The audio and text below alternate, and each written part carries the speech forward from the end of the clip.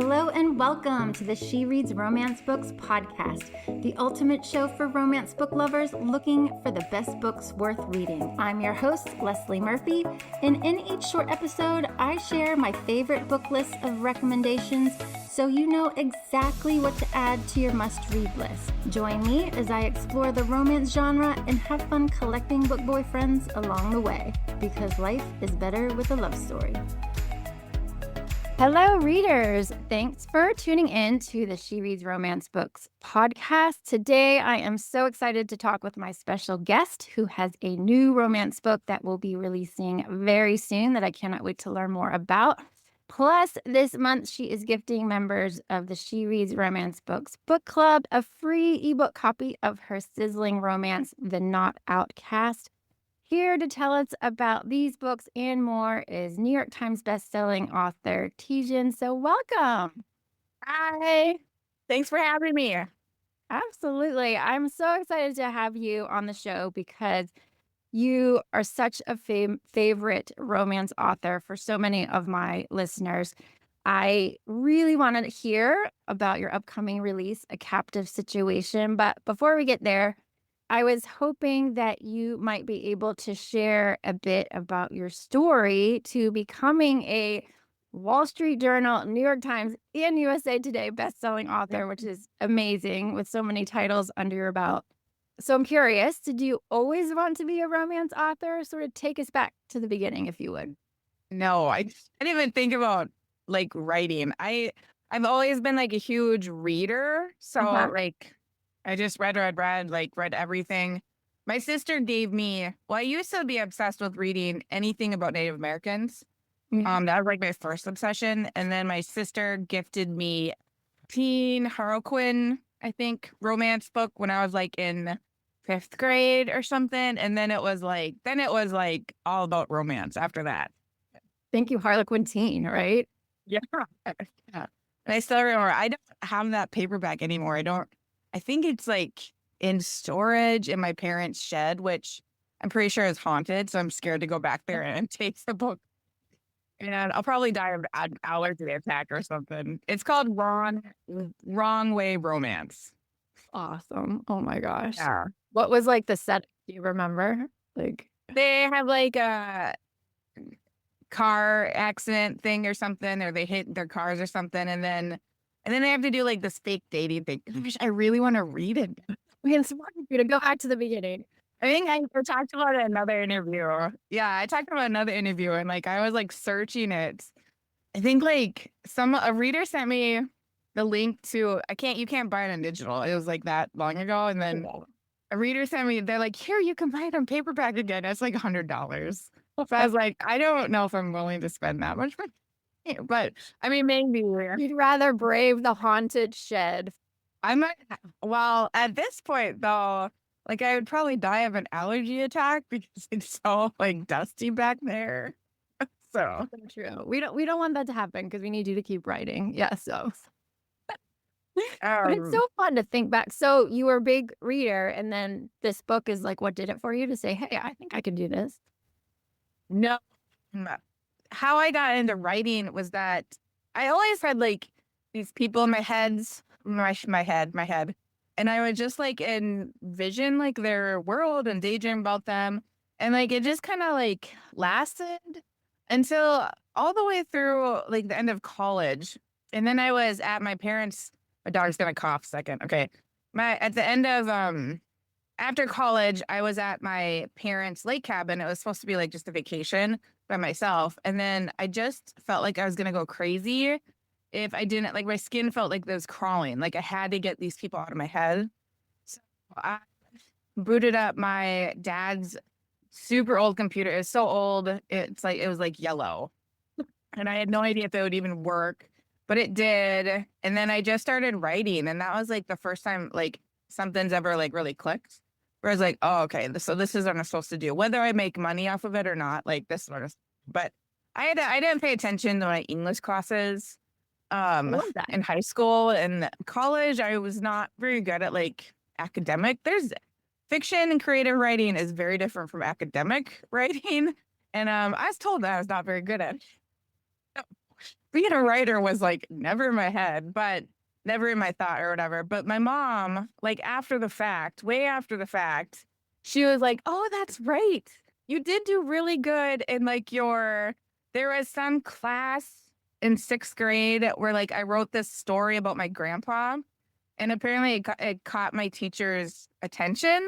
And I do remember that because of that, I was like invited to some writing conference. I mean, I don't remember anything about the conference. I just remember that the guy I had a crush on was going, so then I was all for it. But so that's like almost being a writer and stuff early on. I I think. love that. Well, I think it's inspiring that you don't have to be great at, like you said, academic writing to potentially pursue fictional writing. And that I love that they had these characters that, I mean, they just forced you to get them on the page, which is awesome. Yeah. Yeah, they did. Well, you're known too for writing books with characters that are, strong, intense, gut-wrenchingly real. Like, why is that important to you in your work when it comes to your characters? I don't know. I guess I just write what I like. I don't know. I tried to write a book where she wasn't as, I don't know, strong or pissy or I don't know, but the best word, but like I really struggled with writing that book. With finishing that book. Yeah, I don't know. I guess I write what I want to read to an extent. And then it Mhm. has to be something that I enjoy writing, So I mean, I don't really think when I write. I don't like plot, like I don't really like analyze my characters. I just write whatever comes to me, you know. Yeah. It's not like you're like, "Oh, this is popular. I'm gonna write this." It has to be something Yeah. that really comes I mean, from people that's that probably like a better business plan than like what I do, but I just don't have it in me to do. hey, it works, right? Whatever you're doing, keep doing it because it works. Yeah. Yeah. That's awesome. Well, does that mean that you write part of yourself sometimes in any of your characters, or not necessarily? It's just who you hear and would love to read yourself? I think I usually get the question of like, of all your characters, who's the most like you? And then the answer is the same as this one is that like, I am a part of like every single character. There's always like a sliver of me. I don't think you can write a character unless they're part of you. Like, cause Mm. then how would you do that? Right. Like channeling like someone else. So there's always like, I always think and from authors, like there's always a part of them in like every character. So, and I know it's the same with me, like the crazy, wacky characters, like Summer and like Cheyenne and the Not-Outcast. Like there's a part of me that's like them, you Yeah. know? And then Yeah. like the other ones who are angry, there's part of me like that too, you know? Absolutely. I mean, we're human. Yeah. Yeah. Well, let's talk about A Captive Situation, which releases June 3rd. Gosh, it's coming up quick. I know. Which is linked right to your Kings of New York books, but I think can be Yeah. read as a standalone. So tell me about, or tell us about the book and sort of how it's linked to those. The first in that series is A Dirty Business, and that's Trace and Jess. And then I gotta work out like how to not say spoilers right here. And then the second book is Ashton's book. And then the main character for the two main characters. So Sawyer is I keep want to say Addison. I don't remember where Addison's from. But Sawyer is the female lead and she's brand new. She's completely new. Like she's in New York to get away because she's supposed to get married to this jerk. And then so she's in New York and she's kind of going through a little bit of a midlife crisis at the same time. And then she meets Jake, and Jake is I realized that his first name was actually not in A Dirty Business. So people who didn't read A Cruel Arrangement, which is the second book, they don't know. They're like a couple of people are like, "Who's Jake?" And it's like that's Detective. That was last Worthing, Detective Worthing. Yeah. Yeah. So and then and Ashton, is a little bit more prevalent in Ashton's book because him and Ashton kind of have like this funny, hostile friendship. Gotcha. So then his first name pops up in Ashton's book. But yeah, and then how do I say this without like spoiling it? Something happens where is it on here? Yeah, something happens where I think in the summary, there's like a yeah, I shooting. don't want to like say I'm looking to make sure this is not. Oh yeah, it's in the summary. It's in the blurb. Someone tries to shoot Jake, and then she happens to be there, and she's a witness. she's a witness, and then he ends up kidnapping her. And then she's like, what's going on? I will say I was working on doing teasers this morning, Yeah. and I was pulling up one of the chapters, and I was like, this is actually pretty funny. Like, I forgot like some of the banter that I put in there. Because I wrote this a while ago. So but I was like, oh, this is actually like, I'm kind of proud of myself. I love that. You're like, "This is freaking Well, I good." mean, for me, like, oh, this is pretty good for me. That's awesome. So, okay, Jake is the hero of this story. So, why are readers gonna love him, and why will he be our next favorite book boyfriend? Jake he surprised me because I did not realize like his backstory. His brother was more prevalent in the first book, Justin. So something happens to Justin. So the endings for A Dirty Business and A Cruel Arrangement, they both have impact. They both directly impact Jake, which I can't really talk about, but people who like are gonna read this without reading the first two, like just be aware like those two things they are talked about. But no, like he's very conflicted. He's like he's not a cop anymore, but he was like, and then but he's kind of appointed as like the mafia head boss of like their family, but like he's kind of in this. I enjoyed writing him because he's very much in like this gray area of like he's pissed because of like his backstory, which shocked me. I didn't when I first was writing those other two books, I had no idea like his backstory at all, which that tends to happen sometimes until I write the person's book. Like I really don't know like, the background of like what makes them them and what drives them for the future and stuff like that. Mhm. But he's got a lot of like healing to do and like he's conflicted, but he's also like pissy and he's hot and he's angry and he's all moody and he's the Sounds perfect perfect. yeah, he's like the perfect counter for Sawyer, who's like funny but like a little delusional. And like but she's in this heartbreak mindset too. And then he's just like you could have done better than this guy. Like this is a gift, like stay away from this guy, the ex or whatever. Mhm. But yeah, I enjoyed writing the two of them together. Very like a yin and yang kind of thing. Yeah, that's awesome. So do you consider him then like an anti-hero since he used to be a detective Yeah. and he's like, yeah, okay. Yeah, he's for sure. He's not like what's the new set list? A cinnamon hero or Yeah. something? Like he He's is he's no definitely not that. cinnamon roll. Yeah. Like he doesn't want to be a hero. He's just like he would give that like a middle finger. Nice. Nice. So you said he's now head like mob boss or whatever. So do you like writing mafia romance? Yeah, I mean I've written so many, like Carter Reed, Cole, Canary. Oh, what are my other ones? There's a bunch of other ones too, or a few other ones. Frisco is like, attached a little bit. Oh, Bennett Mafia. That's one. I was like, I'm really missing like a big one. So yeah, I've written them. I like to kind of, in the past, I generally, I like to write college stuff, and then every now and then I'll want to write like young adults, and then around that time I'm just like, okay, I want to go like adult and darker. I want to kill people, write some mafia stuff. This Well, time it was mafia. like kind of like mafia book. The mafia. I think well for a while there it was like mafia book, mafia book. I was like, okay, I need a palate cleanser. I need to write something else, but yeah, no, I enjoy it. But that makes perfect sense.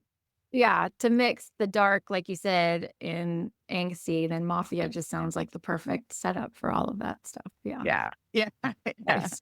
Well, okay, so Sawyer, then she's the heroine. Jake nicknames her Little Lunatic. So why does she deserve that nickname, and what are readers gonna really love about her besides well, she didn't ditch the ex, but good riddance that she's not with him given what he did. Yeah. Yeah, they're probably just gonna enjoy her sense of humor, and I think they'll connect. I don't know. I feel like there's a lot of people are in pain, and so I feel like they're gonna connect with her with like the heartbreak and just being in pain about that. Mhm. She's kind of like avoiding family. I feel like some people avoid family. So like they might connect with her on that. But it's like a good family though. So that was the other really fun part about writing this book was when her family did come into the book. Like they're pretty hilarious. Nice. But yeah, I think the most part is like just kind of like her sense of humor. Like the first chapter, she's like heartbroken on the subway, but she's secretly hoping that there's gonna be like they're gonna like break out into a what are those words? Flash mob Oh, of okay. like the Lion King. No, and instead she gets like Jake, who like because she looks crazy. He's like, "Do you need an ambulance?" And she's like, "F you." You know, that's like the first chapter. That's awesome. Oh my gosh. A really good meet cute for them then. Well, Yeah, it sounds like too, it's sort of like good girl, bad boy like setup, but I saw, I think on yeah. your Instagram post, like your write up of all the fun tropes that are sort of wrapped up into this delicious book. Do you have like a favorite trope or do you just like, oh, this one's, we're gonna throw this one into be fun or No, land that plane. I usually just write the book, and then later when I'm like filling out my publicist form, they have this thing of like check all the tropes. And so I should check everything that might apply. And then, like a good list at the end. I was like, ah. But sometimes I'm like, I have to look it up because I've never written where I've been like thinking of the tropes first, you know? And like it even took me a while, a couple years of like writing before. And then people would ask like their tropes, and I'm just like, I just don't know what they're talking about. It's like I'm not on the ball with that stuff. So, but that's how I do the tropes. I just got go it. down a list. I think I think this one is gonna is like a little something for everyone, which sounds awesome. Yeah. Yeah. So on I mean, and again, it's not like we're putting up little chili peppers, but how steamy is this one going to be? Do you how do where do most of your books fall on this steamy spectrum? I don't think I'm like super steamy, but I think this usually like my typical ones are like 2 to 4 steam. And, like, Mhm. if someone gives it a 5 steam, I'm always, like, impressed. Oh. So, I don't know, this is probably, like, a 3, maybe, like, a I mean, I would be happy if someone gave it a 4. I'd be like I'd take that as a compliment. Like, I'm not really good at with writing the steam, I have to admit. Is I it hard? try. Like, I imagine it's probably hard or not to have all the scenes sound the same after a while. I don't know. Maybe not. Yeah, I don't know. I think, like I mean, this is real honest. I just haven't had, like, a romantic life myself for so many years. I'm just, like I'm at the point where it's just like, "Oh gosh, yeah, that's I gotta write this stuff." Alright, that's really honest. Let me dig deep. No, I love that. Yeah, Yeah. that's awesome. Yeah. I mean, that's Um, always kinda, like, my personal goal with, like is trying to get better with, like, writing the steamy sex parts and stuff. Can I say sex? Sorry. yeah, of course. I mean, why not? That's why we read romance. No, I'm just kidding. Yeah. Stop Well, no, reading. I'm like, are you gonna get like, because some words you can't say on like YouTube and stuff. Like the Oh, it's all good. I mean, if that's gonna make this explicit, then our world is like going to shit. Okay, so I'm looking forward definitely to reading A Captive Situation. Again, releases June 3rd. But can we talk a little bit about the Not Outcast, which again you are gifting to members of the She Reads Romance Books book club this month. Thank you so much. So tell listeners a little bit about what that book is about. the book is about Cheyenne. I wrote the, I think I turned it into the first chapter. It's either a prologue or the first chapter. So I wrote that for an anthology that was going to go for charity for helping the wild like there's all those wildfires in Australia a long time ago with Yeah, koalas and thank you for that. everything. Mhm. So that's where that book originally started. Yeah, I believe. Um, And then I just kept going. I wanted to keep that first section. It's like I know the first chapter is a little jarring because Cheyenne has a mental disorder or like she has some struggles. And then she's been diagnosed with some stuff. And then so you kind of really go into like her train of thoughts. And I think like some people get a little jarred from like her thoughts and stuff, but that like kind of sets up the rest of the book. And then it goes into like, chapter 1 is like when she's an adult and it's much later and she's on some medication. And then, but basically like the premise is that let me think for a second. When she was in high school, her mom married this guy and for a period of time. And then her stepbrother at that time is best friends with Cutler, who is the male lead in the Not-Outcast. Her stepbrother, since then, like they have divorced and everything, so she's not in their lives or whatever. But the stepbrother hated Cheyenne. She's the female lead. And then, but she was in love with the best friend, Cutler, who didn't know who she was. So then chapter one starts out where, fast forward like years down the line, they're both working in the same city in Kansas City. And then she's downtown. They get an invite to go to this NHL party, and it's Cutler's NHL team. And then she goes with her coworkers, and then he sees her and he thinks it's for the first time. And then it's kind of like insta lust right away on his part. And then, so yeah. But it's kind of, it goes from there about like their relationship and him finding out who she is. And then the stepbrother comes. Stepbrother is a part of the book too. And then there's like she's got some really hilarious friends. I really enjoyed writing her. There's like a scene where they're toilet paper in the house, her stepbrother's house, and it's pretty Nice. funny. But yeah, and then you find out, it kind of goes back to like they find out something that happened to her mom. Like, I don't want to spoil anything. So, but yeah, so it's about like their relationship. That's cool. Like, I'm totally of that generation where, yeah, people did that, like toilet papered houses. But I think now with like Ring doorbells and stuff, you can't really do that anymore. Yeah. Or like where you just have to wear unidentifying masks. True. That's true. Yeah. I'm not thinking outside the box. Yes, that's true. Exactly true. Make sure you park where there's no like cameras. Right. Well, this one had me at hockey romance. For some reason, I don't know, hockey romance is always sort of in season, right? Where people are Yeah. just obsessed with hockey romance. So once I saw NHL player, I was like, yes, please. Yeah. Yeah. Is this your first hockey romance or have you written others? I can't remember. This was my first one. And then I remember kind of being nervous about it because Helena Hunting is a good friend of mine. And then Mhm. she wrote the whole Puck series. And then I remember like it was kind of like in our friend group, it was kind of like, we don't really write what the other person writes. But Mhm. so many people had written hockey, and then I was like, I really want to write. So I had a whole call, like a talk with her. I was like, is it okay? She's like, of course. She's like, why would you not? So yeah, so this was my first one, and then I wrote another one where they're in college, hockey with benefits. And then I'm currently writing another one. I'm doing two more right now. I started both of them, but one kind of got pushed back to the back burner, and then but I'm doing like a brand new one because it will not leave me alone. But it's the same premise. Like, he's an NHL player, and then but she's way more involved with like the team. So it's the one that I'm writing right now. Like, it's very focused on the team and her, because she has a big secret past with hockey that people don't know, and it also deals with like her background and like her pain from like her family and stuff. So we're getting into that again. Right. Something to look forward to. Awesome. Well, and I like that Cheyenne, she's a character that highlights some mental health issues. I really like romance books that sort of bring just different things to the fore and that are important to kind of talk about or hear about and see like her struggles. So, I think that's pretty cool. Yeah. Oh, and something too in this book about like romance books where a hero doesn't notice the heroine, until years later, I think you said, and then they're like instantly hooked. I don't know what it is about that sort of storyline too that always gets me every time through. So I'm pretty excited to learn about Cutler. Oh, Yeah. that's good. I see. I'm not a big like. I think someone said it's like a second chance thing, and I was kind of like, I don't.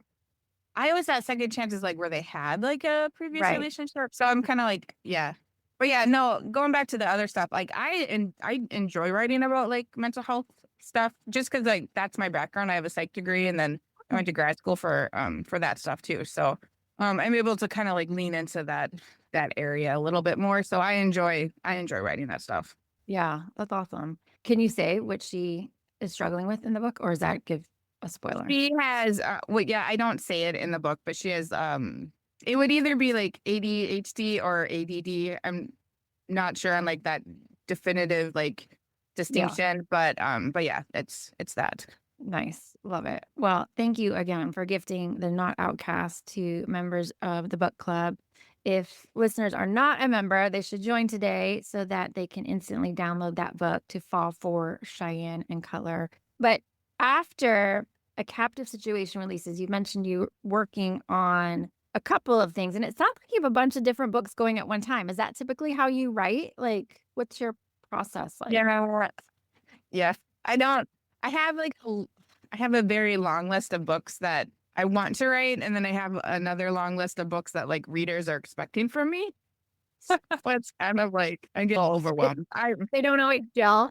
know, so it's kind of like, and right now it's like I'm slowing down a little bit, and like my and like just I don't know, maybe it's my age or something, but like I'm just taking a little bit more time for myself. So like my writing is it's not as fast as it used to be, but so I'm really kind of focusing on like writing what I want to write and like will kind of like get back to me. And right now I'm just gonna, I mean, I have like deadlines for my publisher. They just sent me the email last night. I was like, okay. I Oh, was like, I'm no. gonna have to go back to this book, right? But no, like right now I'm excited to focus on the hockey book that I was just talking about, and then probably just go from there of like whatever books are speaking to me. I know some readers will know about Maddie Cade, so I'm gonna also hopefully be writing Maddie's book this summer too. So I wrote she's it from my Fallen Crest series, and then I wrote Cade, which is like from her dad's point of view. Mason Cade is like a big, if people know my name, then mostly they'll know about Fallen Crest, and that means that they know about Mason. But like their daughter, Maddie, kind of like demanded, she kind of came in and became like a fan favorite and like took over, and it was pretty fun to like write some of her point of views in that book. But anyway, so people like want that book to come out. So I'm gonna try and do her book this summer too.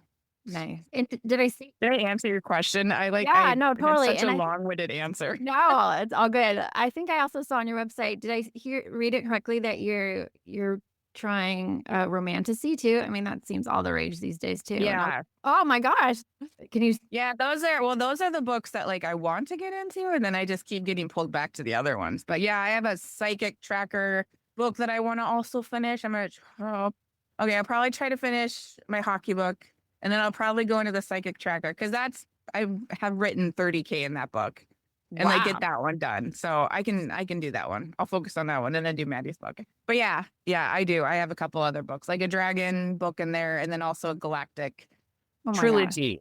So yes, Very there's a lot of books.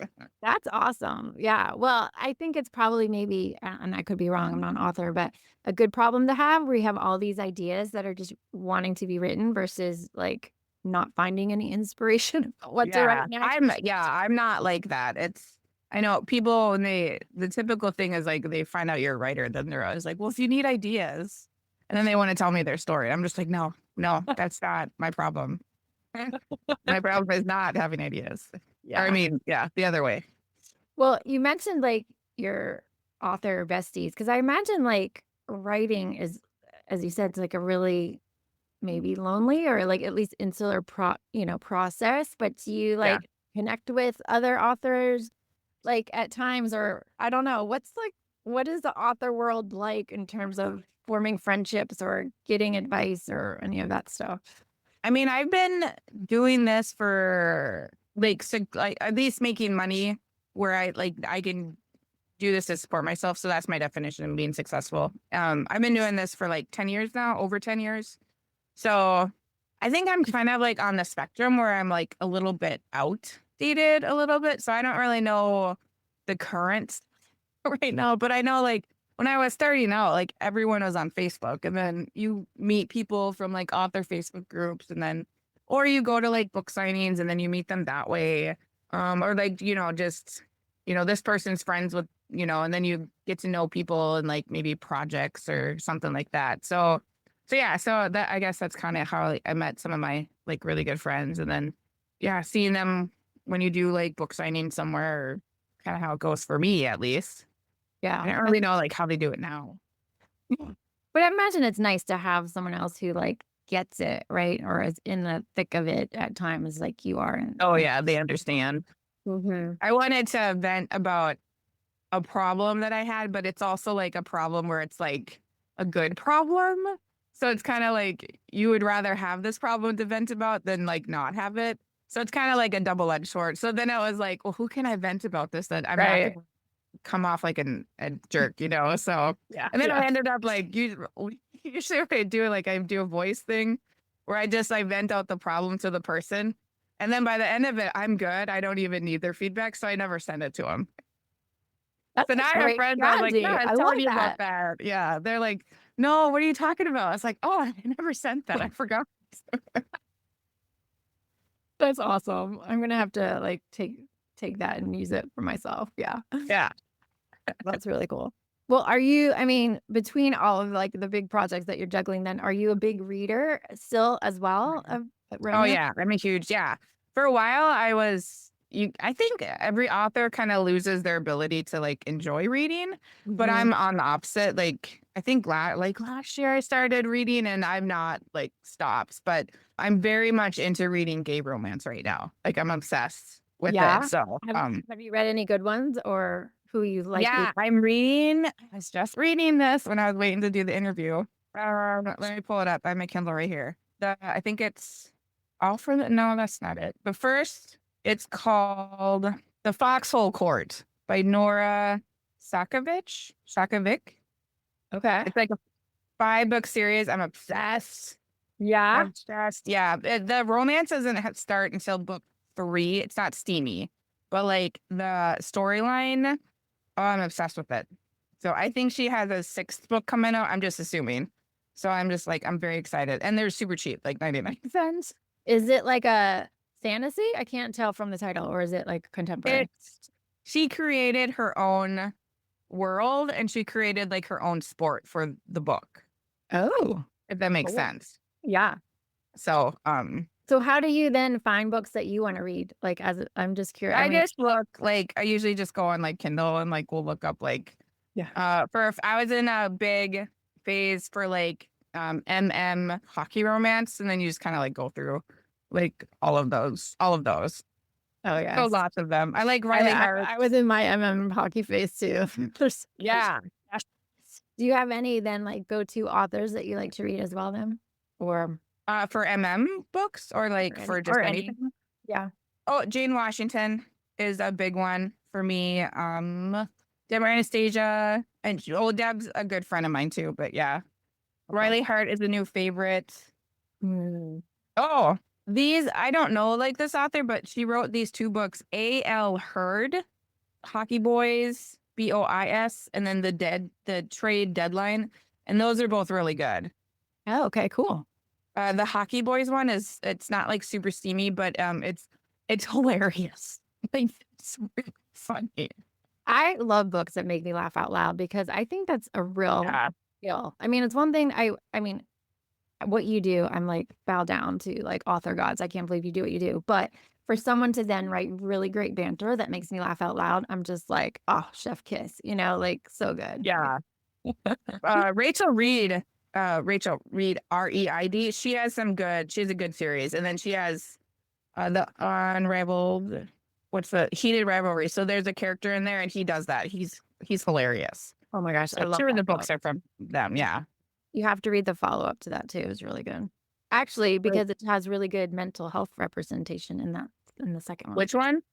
The follow-up to Heated Rivalry. Oh yeah, yeah. I've read the whole series. Yeah, so good, right? Oh, Yeah, gosh. it's very good.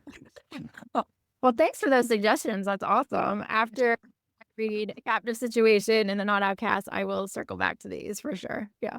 Well, any last thoughts we need to know about your upcoming release, or else where can readers follow you or find you to learn more about your upcoming books that you're working on? I think like the best one is either like check out my website. I try to keep that updated. Otherwise, like I'm pretty active on Instagram. I've been doing a lot of giveaways on there, like a couple a week. Nice. And then my reader group on Facebook. Usually they know like my information first there. So yeah, yeah. I hope people like the Captain Situation. I do think it's funny, and for me to say that about my own writing like says a lot. I usually downplay stuff. Nice. Well, even more like intrigued and interested. So sounds good. June 3rd can't come enough. So, or can't come Yeah. fast enough for sure. So awesome. Well, thanks for telling us all about those books. And again, gifting the ebook to book club members. This was really fun getting to know you and your work. So can't wait to hear about how all the rest that you talked about slowly comes to play with more hockey and the fantasy and all that good stuff. So yeah, thanks. Yeah, you've inspired me to get up and get working. My job is done. I went to reading for a couple hours this afternoon. Well, good luck. Enjoy it. Thank you so much for your time, and hopefully we can chat sometime soon. Yeah, thank you, thank you. Thanks. Bye. Right. That's all for this episode of the She Reads Romance Books podcast. I hope you enjoyed it and found some new books to add to your TBR list. If you did, please subscribe, rate, and review the show on your favorite podcast app. It really helps me reach more romance book lovers like you, and I appreciate your support. If you're a book boyfriend collector like me, then you'll want to join my email list so you never miss a podcast episode or a new book list. Just visit shereadsromancebooks.com/join and sign up today. As a thank you, I'll instantly send you my list of top 10 book boyfriends that will make you swoon. Trust me, you don't want to miss this list. Thank you for listening, and until next time, happy reading.